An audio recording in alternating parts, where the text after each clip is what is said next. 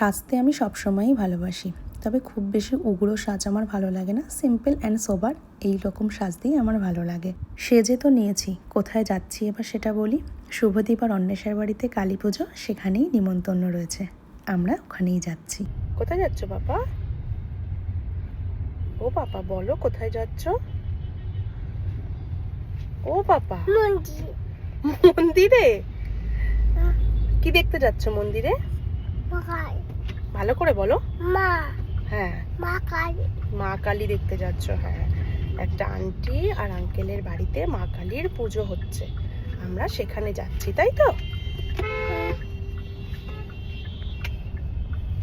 কথা বলতে বলতে আমরা চলে এলাম, আর এসে একদম ওপরে যেখানে পুজো হচ্ছে সেখানেই চলে এসেছি। ওদের বাড়িতে এই প্রথমই আসলাম, আর এসে বেশ ভালো লাগলো। এখানে দেখো অন্বেষার মেয়ে রয়েছে গোল্ডি।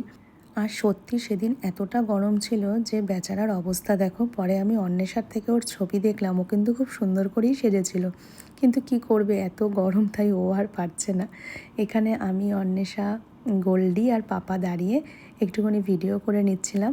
আর এদিকে পাপাকে যেহেতু বাড়ির থেকে আমি ভাত খাইয়ে নিয়ে গেছি, তাই জন্য ওর দেখো এখানে একটু ঘুমও পেয়ে যাচ্ছে। ওকে খাইয়ে নিয়ে গেছিলাম বলে আমরা একটু দেরিতেই গেছিলাম ওদের বাড়িতে। আর এদিকে বাড়ির বাইরে বেরোলেই তো আমার পাপা এমন ভাব করে থাকে যেন ও কিচ্ছু বোঝে না। তো এখানেও ঠিক তাই, দেখো গোল্ডিকে দেখে তো পুরো চুপচাপ আগে ওকে দেখছে। মায়ের মূর্তি যেমন সুন্দর হয়েছে তেমন সুন্দরই কিন্তু ওদের ডেকোরেশনটাও হয়েছিল। খুব সুন্দর করে মায়ের শাড়ি, ডেকোরেশন সব কিছু ওরা করেছিল।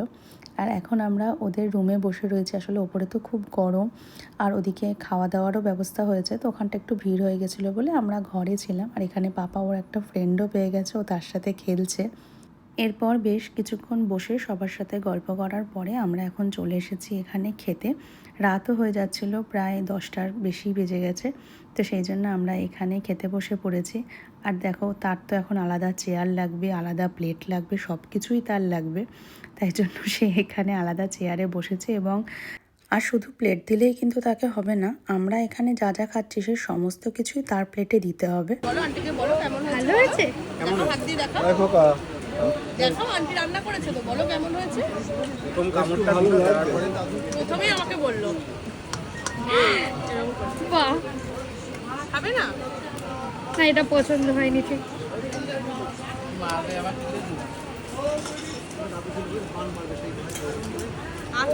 আর সব শেষে আরেকবার মাকে দর্শন করে আমরা বেরিয়ে এসেছিলাম। সেদিনকে ওদের বাড়িতে সত্যিই খুব ভালো লাগলো, পুজোর আয়োজনও খুব সুন্দর হয়েছিল। তোমাদের আজকের ভিডিওটা কেমন লাগলো অবশ্যই কমেন্ট করে জানিও। দেখা হবে আবার অন্য কোনো ভিডিও নিয়ে।